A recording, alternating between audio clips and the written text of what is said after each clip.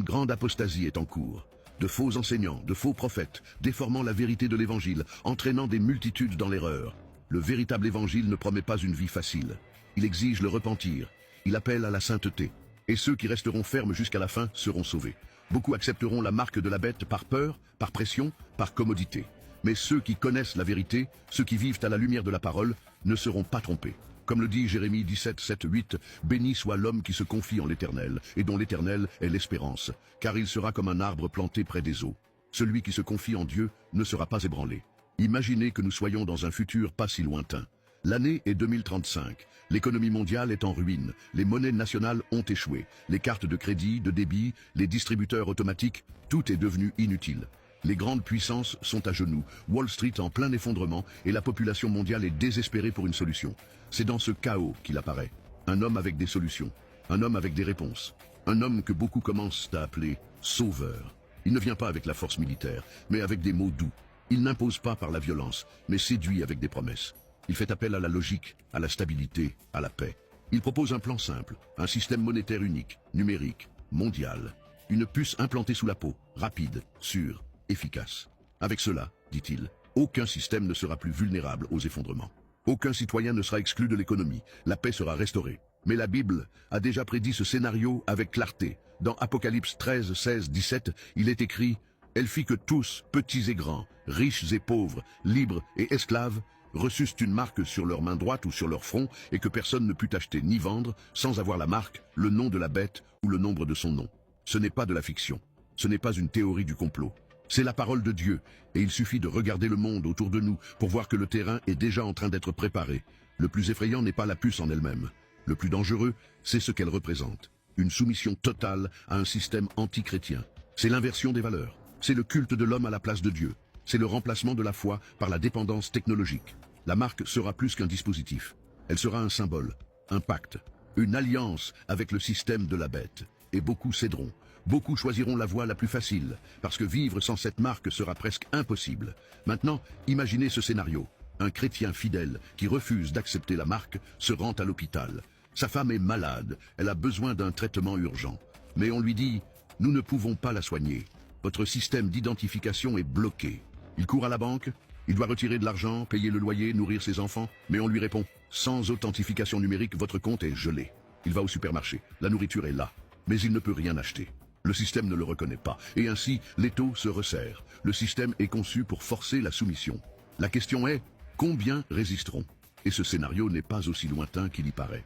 Aujourd'hui, la fin de l'argent liquide est déjà en discussion dans plusieurs pays. La Suède avance vers une société 100% numérique.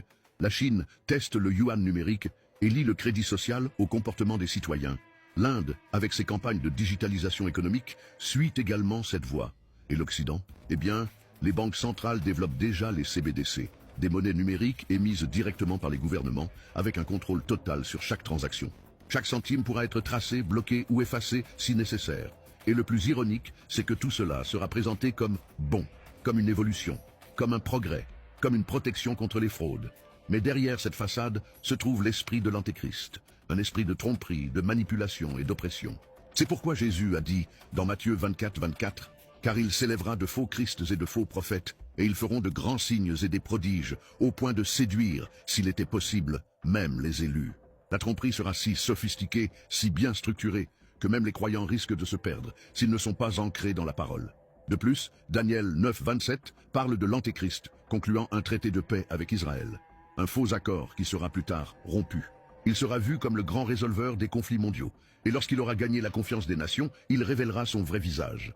Le pacificateur deviendra tyran, le héros deviendra oppresseur, et le monde sombrera dans les ténèbres.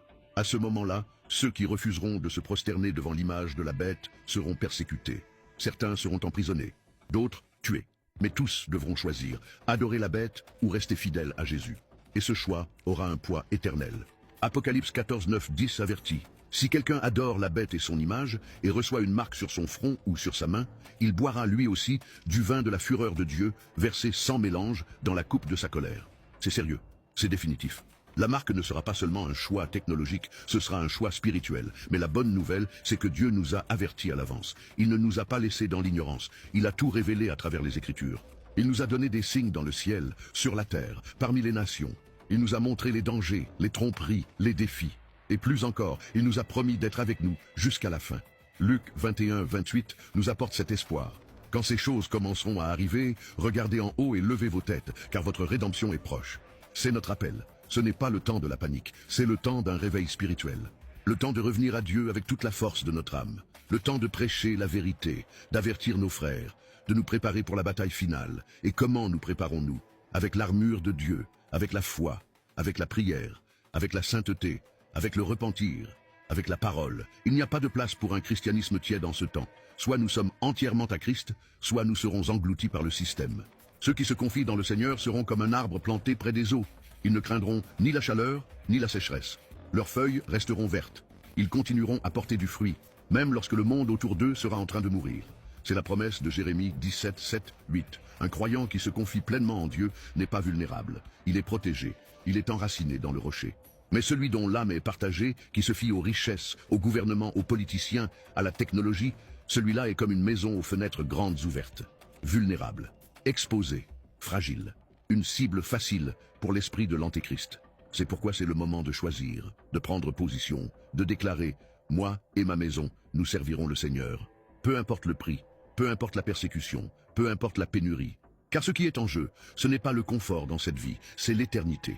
Le monde avance vers l'implantation du système de la bête, un système où il faudra porter la marque pour exister. Mais nous, en tant que peuple de Dieu, nous ne sommes pas appelés à exister. Nous sommes appelés à vivre avec un but, à proclamer la vérité, à résister au mal, à régner avec Christ.